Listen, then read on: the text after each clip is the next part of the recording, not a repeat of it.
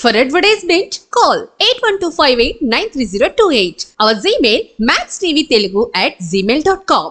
మణిదీప్ గారు ఇప్పుడు వరకు గిఫ్టింగ్ ఐడియాస్ గురించి చెప్పారు. మరి ఇప్పుడు గిఫ్టింగ్ ప్రాసెస్ ఎలా ఉంటుంది, వారి కన్ఫర్మేషన్ తర్వాత ఎలా ఉంటుంది, అసలు గిఫ్టింగ్ ప్రాసెస్ అనేది ఎలా స్టార్ట్ చేస్తారు అనేది చెప్పండి.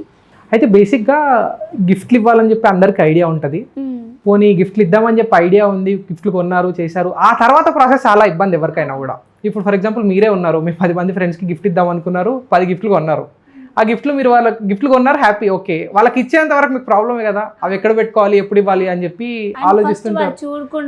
చూడకుండా ఉండాలి, వాళ్ళకి సర్ప్రైజ్ ఇవ్వాలి. ఈ మేనేజ్ చేయడంలోనే చాలా ఇబ్బంది పడాల్సి వస్తుంది. అయితే ఇలాంటి వాటికి ఒక సొల్యూషన్ లాగా మేము ఒక సర్వీస్ లాగా ఇస్తామండి. ఇదంతా కంపెనీ ఎగ్జాంపుల్ చెప్తే క్లియర్గా అర్థమవుతుంది.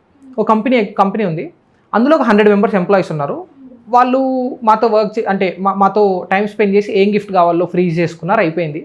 వాళ్ళ ఎంప్లాయీస్కి ఆ గిఫ్ట్స్ పంపించడం చాలా కష్టం. ఆఫీస్కి వచ్చి తీసుకోవాలి, మేము ఆఫీస్కి పంపాలి, తలకే నొప్పి అంత ఉంటుంది. అయితే మేము ఈ ప్రాబ్లమ్ని సాల్వ్ చేయడానికి మేమేం చేస్తామంటే, వాళ్ళు ఎన్నైతే గిఫ్ట్స్ తీసుకున్నారో ఆర్డర్ అంతా ప్రాసెస్ చేసి డైరెక్ట్ ఎండ్ ఎంప్లాయీస్ ఎవరికైతే ఆ గిఫ్ట్ వెళ్తుందో వాళ్ళ డీటెయిల్స్ కలెక్ట్ చేసి డైరెక్ట్ వాళ్ళకే మా సైడ్ నుండి ఆ కంపెనీ ద్వారా పంపిస్తాం మేము. డైరెక్ట్గా ఎండ్ కస్టమర్కి ప్రోడక్ట్ మా సైడ్ నుండి వెళ్తుంది. ఇందులో వాళ్ళు ఆ ప్రోడక్ట్ని స్టోర్ చేసుకోవాల్సిన అవసరం లేదు, వాళ్ళు పెట్టుకోవాల్సిన అవసరం లేదు, వాళ్ళకి ఏ ప్రాబ్లం ఉండదు. డైరెక్ట్ వాళ్ళు ఆర్డర్ ప్లేస్ చేస్తే మా సైడ్ నుండి వాళ్ళకి డైరెక్ట్గా గిఫ్ట్ వెళ్తుంది. ఇంకొకటి, కొందరు ఉన్నారు, నేను ఫస్టే 100 కొని పెట్టుకుంటాను, నాకు 100 గిఫ్ట్స్ కావాలి, నాకు ఇప్పుడు 100 ఎంప్లాయీస్ లేరు, ఎలా చేద్దాం ఏంటి అని అడుగుతారు. అలా చేసే వాళ్ళు 100 కొని పెట్టుకుంటారు, వాళ్ళకి ప్రాబ్లం అవుతుంది. అలాంటి వాళ్ళకి కూడా 100 కొనండి, పర్లేదు, మీరు 100 స్టాక్ మీరే చేసుకోవాల్సిన అవసరం లేదు. ఫర్ ఎగ్జాంపుల్ ఈ వీక్లో 2 ఎంప్లాయీస్ జాయిన్ అయ్యారు, ఆ 2 ఎంప్లాయీస్కి పంపించాలి. మీరు మాకు ప్రాసెస్ ఉంటుంది దానికి, 2 ఎంప్లాయీస్ వచ్చారు, ఎలా చేయాలి ఏంటి అన్నది. ఆ 2 ఎంప్లాయీస్ వచ్చారు ఈ వీక్, నెక్స్ట్ వీకెండ్ లోపు 2 ఎంప్లాయీస్కి గిఫ్ట్ వెళ్ళిపోతుంది మీ తరపున, మా కంపెనీ నుండి. మరి ఇప్పుడు నాకు ఒక డౌట్ వచ్చింది. ఫర్ సపోజ్ నేనే ఏదైనా గిఫ్ట్ తీసుకోవాలనుకున్నా, ఒకేషన్ చెప్తాను మీకు, దాన్ని బట్టి మీరు కొన్ని ఆప్షన్స్ ఇస్తారు కదా, ఆప్షన్ లో నేను ఒకటి ఫ్రీజ్ చేసుకున్నా. ఫ్రీజ్ చేసుకోవడం వల్ల మీరు ఆ టైప్ గిఫ్ట్ ని మీరు చేసిస్తారు. అలా కాకుండా ఇప్పుడు ఫర్ సపోజ్ కొంతమంది పర్సనలైజ్డ్ గిఫ్ట్స్ చేస్తుంటారు కదా, ఇప్పుడు మేమే ఏమైతే ఇవ్వాలనుకుంటున్నాం కొన్ని ఐటమ్స్ మీకు ఇచ్చి మీరు ఆ ఐటమ్స్ తోనే ఒక పర్సనలైజ్డ్ గిఫ్ట్ కావాలి అనుకుంటే మీరు అలా తయారు చేస్తారా?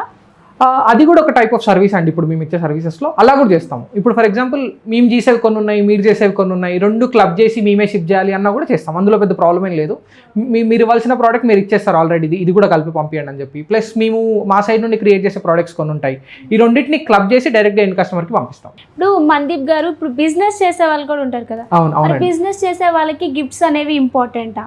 నిజంగా బిజినెస్ చేసే వాళ్ళకి గిఫ్ట్స్ అనేది చాలా ఇంపార్టెంట్ అండి. ఎందుకు అంటే నేను దీనికి కూడా మళ్ళీ ఎగ్జాంపుల్ చెప్తాను.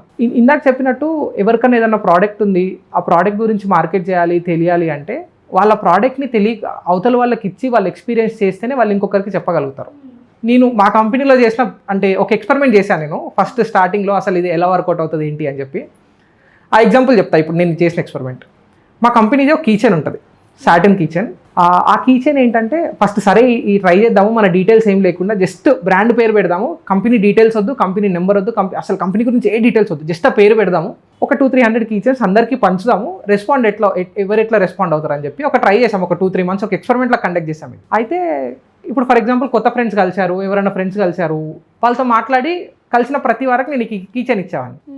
అలా మల్టిపుల్గా ఒక 2-3 మంత్స్ ఆ గిఫ్ట్స్ అందరికీ ఇచ్చుకుంటూ వెళ్ళాం. ఆల్మోస్ట్ 200-300 కీచెన్స్ పంచాము క్లోజ్ సర్కిల్లోనే. 2-3 మంత్స్ అయిపోయింది. 1-1.5 మంత్ తర్వాత క్వైరీ స్టార్ట్ అయింది. మా డేటా అందులో లేదు కదా ఎక్కడ. ఎండ్ కస్టమర్ ఎవరైతే తీసుకున్నారో, అరే ఇది బాగుంది, ఇది మేము కూడా ఇస్తే బాగుంటుంది కదా మన పేరుతోని అని చెప్పి మా డీటెయిల్స్ దానిపైన లేవు. అయినా కూడా వాళ్ళు ఎవరికి ఇచ్చారు, అది వాడి దగ్గరికి ఎట్లా వచ్చింది, వాళ్ళ ముందు వాళ్ళ దగ్గర నుండి ఎక్కడ వచ్చింది, ఈ డేటా అంతా కనుక్కొని మమ్మల్ని రీచ్ అవుట్ అయిన కస్టమర్స్ ఒక 4-5 మంది ఉన్నారు. అలా 4-5 మంది తక్కువ 10-15 వేల కీచెన్లు ఆర్డర్ ఇచ్చింటారు మాకు. జస్ట్ ఈ 300 కీచెన్లు నేను గిఫ్ట్ లాగా అందరికీ పంచినందుకు గాను నాకు ఒక మంచి బిజినెస్ వచ్చింది. ఒక 3-4 కీచెన్స్ అంటే చాలా పెద్ద బిజినెస్, అది చాలా మంచి ఆర్డర్.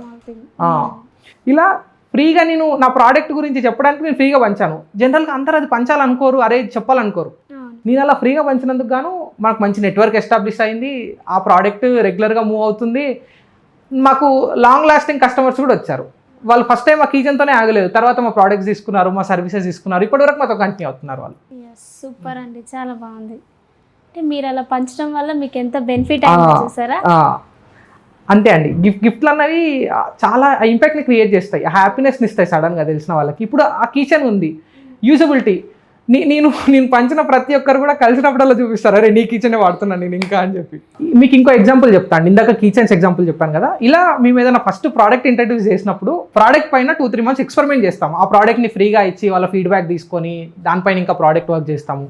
అలా ఇంకొక ప్రోడక్ట్ గురించి చెప్తాం, పర్సనల్ డైరీ అండి. న్యూ ఇయర్కి మేము ఎవరైతే మాకు ఓన్ కస్టమర్స్ ఉన్నారో, చాలా రోజుల నుండి ఉన్న కస్టమర్స్ అందరికీ నేను లాస్ట్ న్యూ ఇయర్కి ప్లాన్ చేశాను, అరే వీళ్ళు ఇంతమంది ఉన్నారు, చాలా రోజుల నుండి మనకు బిజినెస్ ఇస్తున్నారు, చాలా మంచి రిలేషన్ ఉంది, వీళ్ళని ఏదైనా సర్ప్రైజ్ చేద్దామని చెప్పి అందరికీ వాళ్ళకి తెలియకుండా వాళ్ళ పర్సనల్ ఫొటోస్, వాళ్ళ కంపెనీ డీటెయిల్స్ కనుక్కొని ఇండివిజువల్గా వాళ్ళ కోసం ఒక్కొక్క డైరీ డిజైన్ చేసి అందరికీ ఇచ్చాను.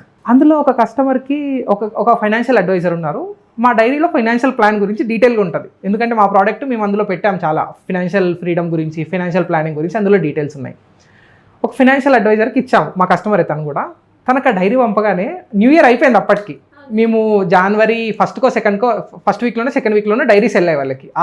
ఆ సీజన్లో కొంచెం డిలే అవ్వడం వల్ల first week second week product వెళ్ళింది వాళ్ళకి. జనవరి 15th తనకు కాల్ చేశాడు. కాల్ చేసి, మందీప్ గారు మీరు నాకు ఒక డైరీ పంపించారు కదా, నాకు చాలా నచ్చిందండి. మా టీంలో మా కంపెనీలో మాకు ఒక 20-25 మెంబర్స్ చాలా రోజుల నుండి కస్టమర్స్ ఉన్నారండి, వాళ్ళకి మేము ఏదైనా గిఫ్ట్ చేయాలనుకుంటున్నాము, మీరు ఇచ్చిన ప్రోడక్ట్ నాకు చాలా నచ్చింది డైరీ, ఇలా మీరు వాళ్ళందరికీ పర్సనలైజ్ చేయగలుగుతారా అని అడిగారు. ఇమీడియట్గా వాళ్ళ డీటెయిల్స్ తీసుకొని వాళ్ళకి ఆ ప్రాజెక్ట్ ఎగ్జిక్యూట్ చేసాము.